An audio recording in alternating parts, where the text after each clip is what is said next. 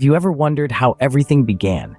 This question has been asked by countless generations, and one of the oldest answers is found in the book of Genesis. Genesis 1:1 starts with a simple yet profound statement.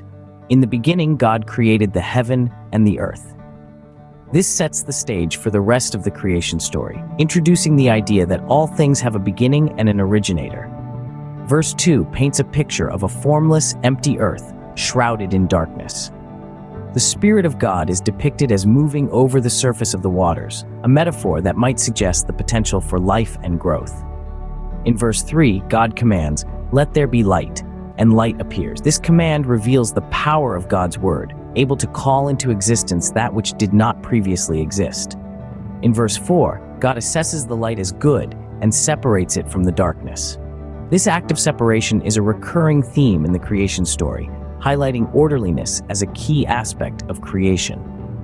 Verse 5 introduces the concepts of day and night, establishing the rhythm of time that governs life on earth.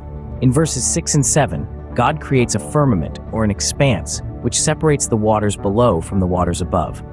This firmament God calls heaven. Following the creation of the firmament, God gathers the waters under the heaven into one place, allowing dry land to appear. God names the dry land earth and the gathered waters seas, and considers them good.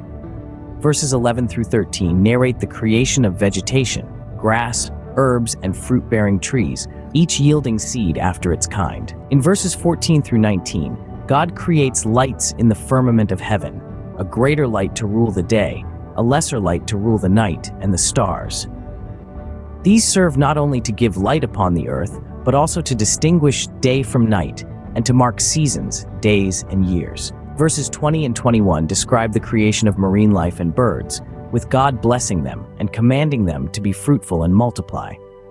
In verses 24 and 25, God commands the earth to bring forth living creatures, cattle, creeping things, and beasts, each after its kind.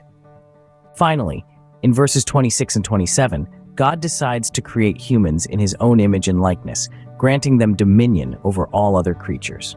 In summary, the creation story in Genesis presents a structured and orderly process where God creates, separates, names, and evaluates. Each step of creation is deemed good, affirming the intrinsic value of the created world. It also underscores the special place of humans in creation, made in the image of God and given authority over the earth.